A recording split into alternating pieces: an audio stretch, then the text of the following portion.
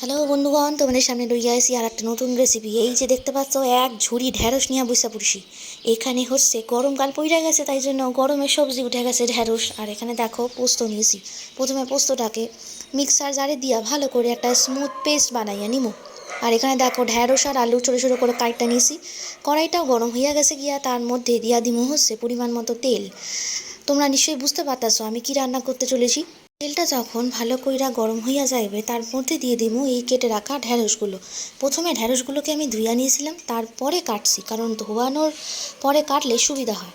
আর কাটার পর ধুইলে কিন্তু ঢ্যাঁড়সের যে লেই ভাবটা, সেটা বড় জ্বালাতন করে। ঢ্যাঁড়সটা দেওয়ার পর তার মধ্যে দিয়ে দিমু 1 চামচ নুন। নুনটা দিয়া একটুখানি ভালো করে ভাজা নিমু। তারপরে দিয়া দিমু হচ্ছে 1 চামচ হলুদ গুঁড়া। যেরকমভাবে ঢ্যাঁড়স বাজে খুব সাধারণভাবে হলুদ আর নুন দিয়া ঢ্যাঁড়সটাকে ভালো করে প্রথমে ভাইজা নিমু।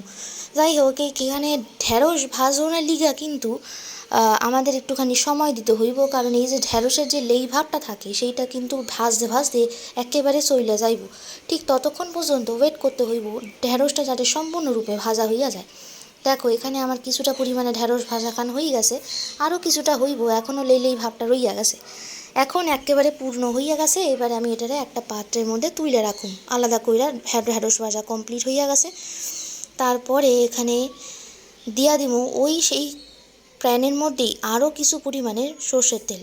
এখানে টোটাল 3 থেকে 4 চামচ মতো সর্ষের তেল আছে। সর্ষের তেলটা গরম হইয়া যাওয়ার পর ওইখানে দেখতে পাচ্ছ শুকনো লঙ্কাগুলো উকি দিতা ছিল, সেই শুকনো লঙ্কা ফোড়নে দিয়ে দিমু।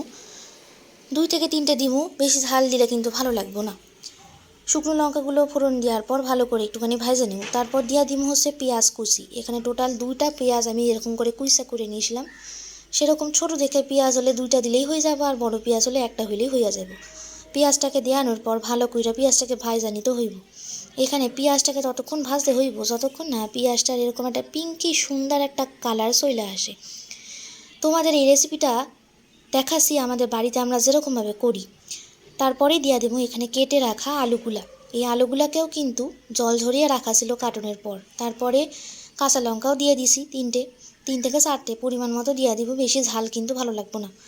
এই ঢ্যাঁড়সের রেসিপি খান তোমরা ভাত, রুটি, পরোটা সব কিছু দিয়ে খাওয়া যায়, খুব ভালো লাগে খাইতে আর খুব টেস্টি হয়।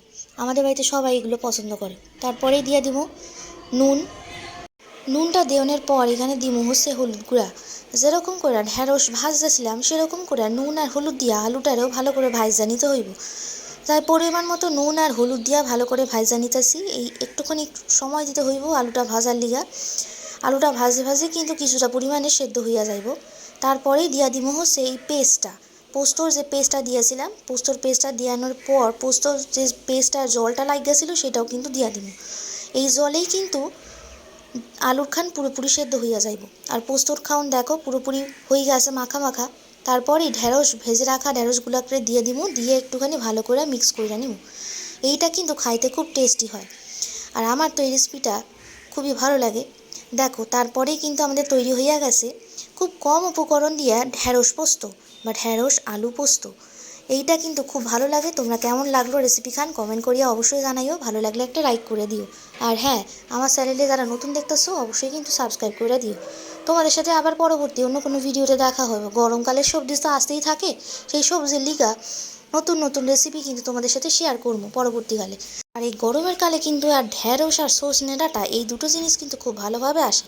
যাই হোক, তোমাদের সাথে আবার পরবর্তী ভিডিওতে দেখা হইব। এখন এখানেই শেষ করতেছি। তোমরা সুস্থ থাকো, ভালো থাকো, সাবধানে থাকো। টাটা।